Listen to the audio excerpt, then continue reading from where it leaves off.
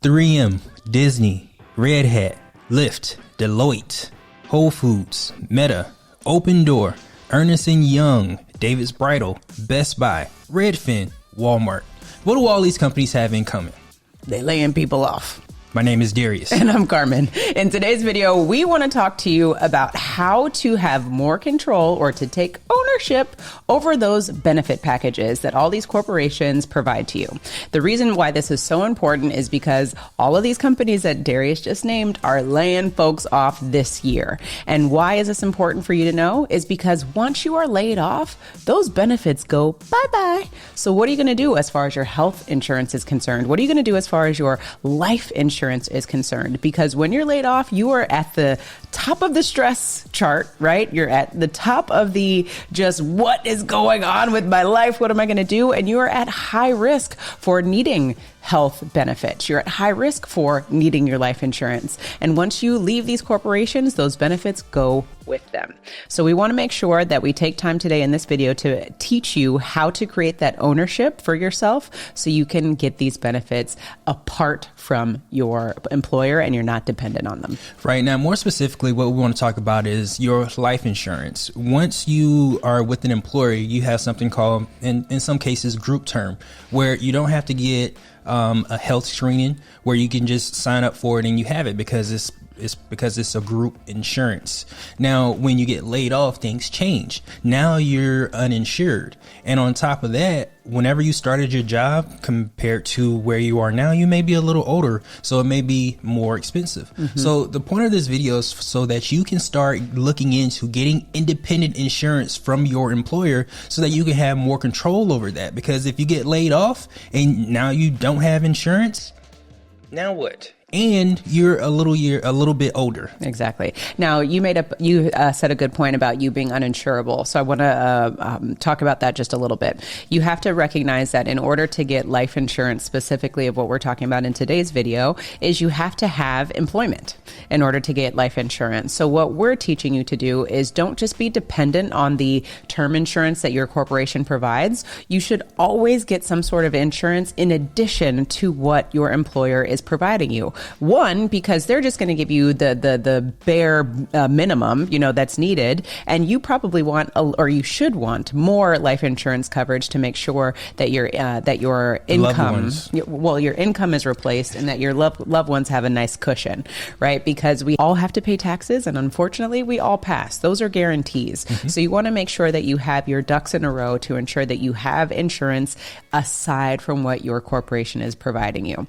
And again, the reason why I was talking about you being uninsurable is because when you complete your insurance application, the one thing that is very important for the insurance companies to know is that you are employed. And so you want to get this insurance when you are employed so that you can show that you have income in order to afford it. And then typically what we would recommend is you pay it up for the year so that way you have coverage for that entire year. And if you were to be laid off and say you were paid up, at least you can sleep at night knowing that your life insurance is paid for.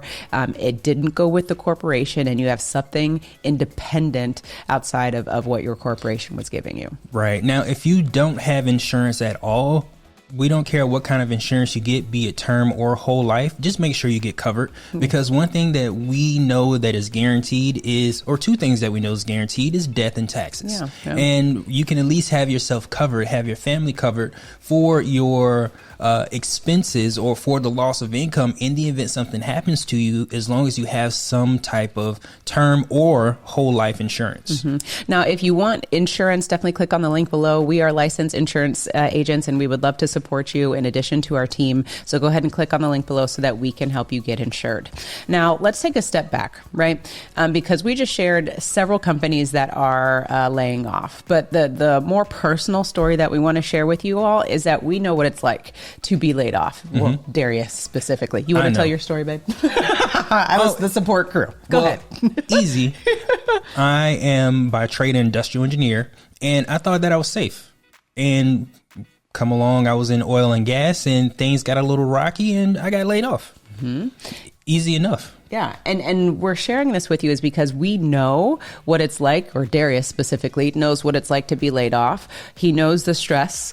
I also know the stress that came along with that as well. Like I got laid off by myself. No, but I mean, like, they didn't hand me papers, you know what I'm saying? So, Right. so your emotional investment or experience was maybe a little bit different than mine, but even though we were in it together, you know what I'm saying? Yeah, and I think that's one of the benefits to being together on the same page financially, is because when I got laid off, we were already just working off of one income prior to that, because we did the whole Dave Ramsey Financial Peace University. So we had a good foundation of understanding that we need to manage our funds according to one income, because you never know what's going to happen. So yes, the emotional toll of it was something significant, but I think we were able to weather the storm pretty well because of how we were managing our funds up until that point. We had life insurance, independent yeah, from my employer, so that wasn't something that I was worried about at the time. Now, and I was also relatively young. 10 years ago is relatively young compared to how old I am now, but still, the moral of the story is when I got laid off, there was an emotional toll that was had, but we were prepared for it, even though we weren't intentionally preparing for it, because you just never know what's going to happen in the market. And it's really important for you to have things like life insurance independent from your employer, because you just never know what will happen. Yeah. And the point that I was getting to with this whole thing is, like, we understand the emotional toll that it can take on a household, and it just feels so much better, going back to the point of being able to sleep at night and just being able to go through your day when you know that you have the proper insurance in place already, that can serve you. And if you need to look into what are your options for health insurance, I would encourage you to have health insurance independent, just basic health insurance, independent of your employer.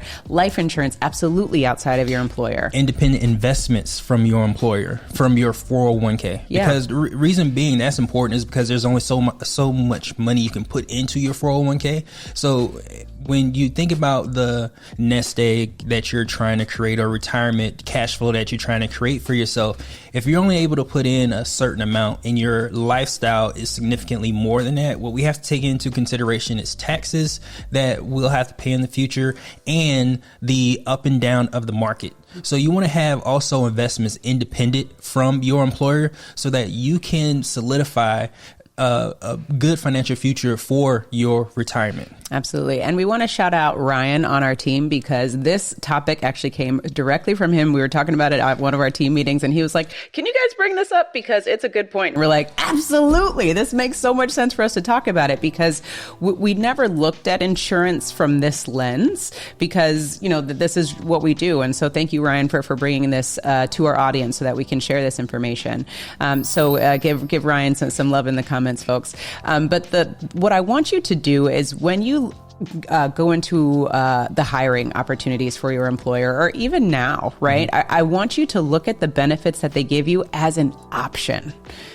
I want you to look at it differently, right? Because if we look at it as an option, the reason why we have to look at it as an option, because it is an option. It might be here tomorrow, or it might not be here tomorrow. So what you have to do is, as we continue to say, take the ownership and get insurance outside of your employer, so that you know that this is more fixed, right? Because regardless of what happens, if you change jobs, if you are laid off, whatever the case may be, at least you have this foundation in place that you can depend on, because you can't depend on what your employer is going to give you. And right. I'm not saying that anything is wrong with it, remember, but the whole point of this financial freedom is to take ownership, and you need to take ownership in whatever sense it makes sense for you, right? And make sure you take that $5 insurance too from your employer, and have your independent life insurance also. Yeah. And the whole point of this, right, folks, is you have to understand that 50% of America is not prepared. Darius made a comment that we were prepared. I'm going to be honest with you. Timing was just everything for us. We just happened to be getting into our finances and learning how this thing worked out. And then Darius got laid off. So we were like, whew, good thing we were, studying and had our wits about us. But for those of you who aren't prepared, this is why we're sharing this video with you, is to start giving you the nuggets and the gems that you need to be able to do to start creating ownership, start taking control of the things that you can control your controllables, right? So talking about insurance, what are some other things that you you can have ownership of, where you're not so dependent. So if the time comes, or when the time comes when you are laid off, or you decide to switch jobs, or something happens, you at least have some CYA insurance. And for those of you who have been laid off as a result to this adjustment in the economy, my heart goes out to you. I know exactly how you feel, but don't look at this as a negative. Look at this as an opportunity for you to maybe start dabbling into something that you're passionate about. Looking into something that maybe something you always wanted to do, or a business that you always wanted to start that you're now able to start because you have the additional time. Don't let this become a negative, because what happens is it expands. So whether it's you look at it as a negative or positive, it's going to expand. Try to look at it as a positive thing for you to do what you've always wanted to do in the first place. Absolutely. And it goes back to the taking ownership part, right?